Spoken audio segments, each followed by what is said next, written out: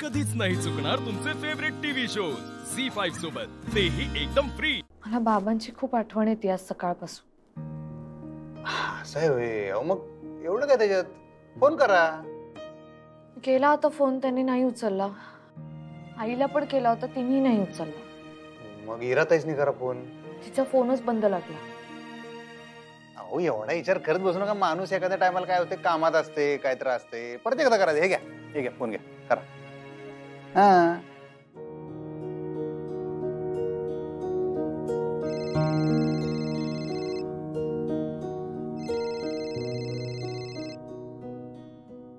Hello. हा आई। हा उचलला का नाही फोन? हा अक्षरा बोल बेटा। तू बरी आहेस ना? कशी आहेस तू? मी ना बरी आहे ग। का ग काय झालं?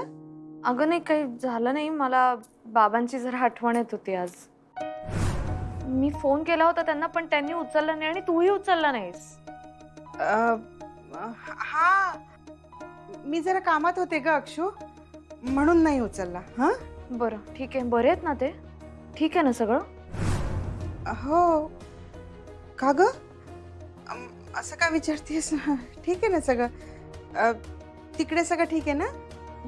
जरा बाबांना फोन दे, मला बोलायचं आहे त्यांच्याशी।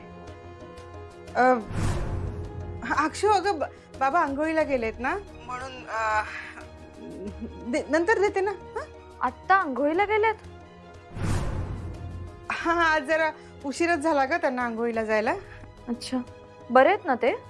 असं का विचारतेस ग अक्षू? बरे आहेत अगं ते।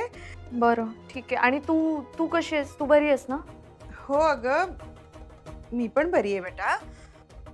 तिकडे कसं सगळं घरी ठीक आहे ना? हो हो ठीक आहे, तिथे ठीक आहेत सगळे। आले बाबा?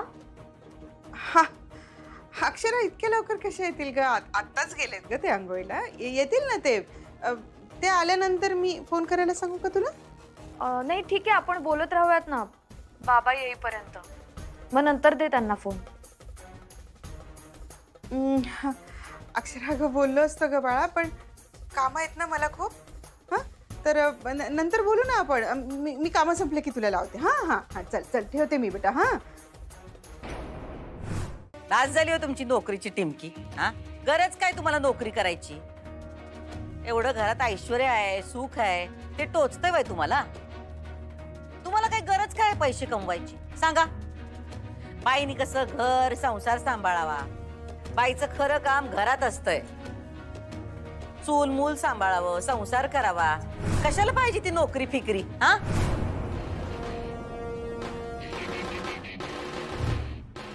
अहो पण बाईचं काम हीच तर तिची खरी ओळख असते, तिचं अस्तित्व असतं ते।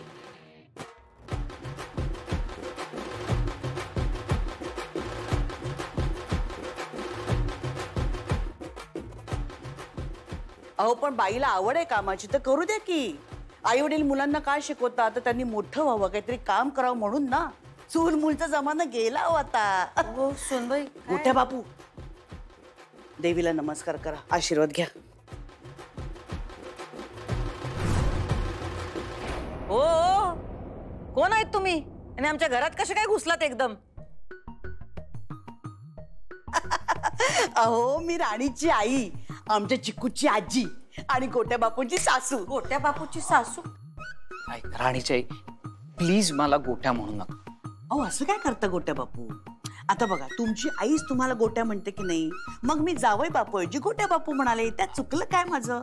आणि मी जे काय म्हणते ते चुकीचं आहे का मला सांगा? आता बाई जर एवढी शिकली आहे तर तिने घराबाहेर पडून काम करायला हवं की नको? हो काय हरकत आहे, आवड असेल तर करावं। आणि बायकोला मुलांनी पण घरी मदत केली पाहिजे। हा काय पुरुष माणसाने घरात काम करायचं काय? येडबीड लागलं की काय तुम्हाला?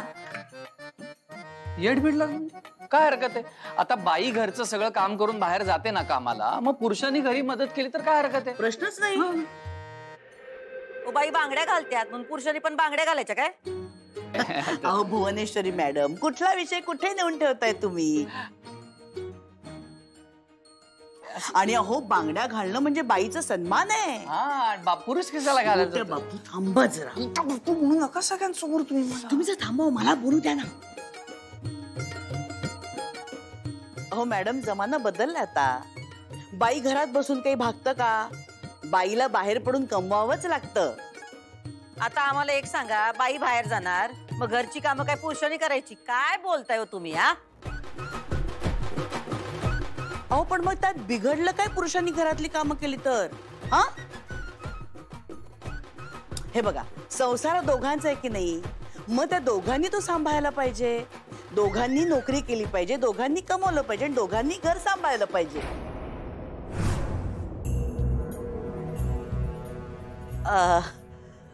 माफ करा मॅडम, म्हणजे मला आत्ता लक्षात आलं की मी एकदम अशी घुसून बोलायलाच लागले सगळं काही.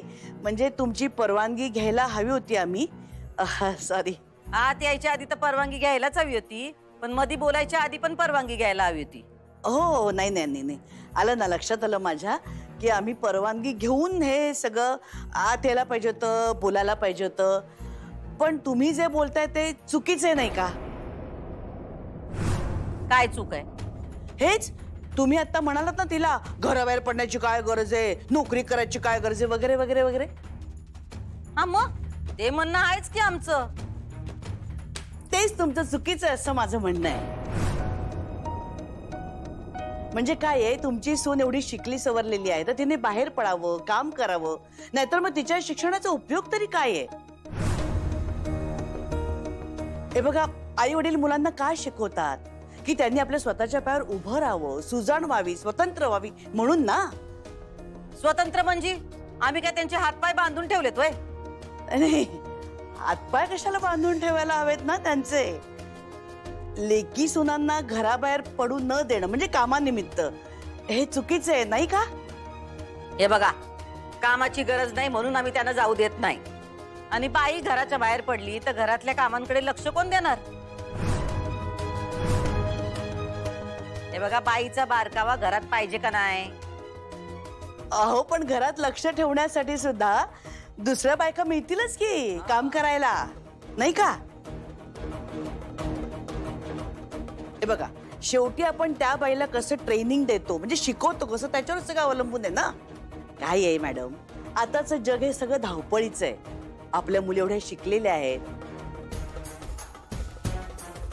त्या स्वतः इंडिपेंडंट आहेत, नोकरी करतात बाहेर जाऊन. मग तेव्हा त्यांना घरचं पण बाहेरचं पण नाही झेपत, नाही करता येत त्यांना. मग अशा वेळी आपण एक जर बाई ठेवली, तिच्या मदतीला कोणीतरी दोन हात असले ना की तिला पण बळ येईल बाहेर जाऊन काम करण्याचं. आणि त्या बाईला सुद्धा आपली मदत होते की. तिला कशी काय मदत होते? झालं. अहो असं काय करता, जेव्हा तुमची सून बाहेर जाऊन काम करते तेव्हा ती आपल्या घराकडे बघते की नाही, आपल्या घराला मदत होते की नाही. तसंच त्या आपल्याकडे येणाऱ्या बाईला सुद्धा आपली मदत होते. ती तिच्या मुलाबाळांना शिकवते. जसं आपल्या सुनेवरती आपला संसार चालतो तसा तिचा सुद्धा संसार तिच्यावर चालणार नाही का? झी5 ॲप डाउनलोड करा आणि पहा सर्व एपिसोड्स एकदम फ्री.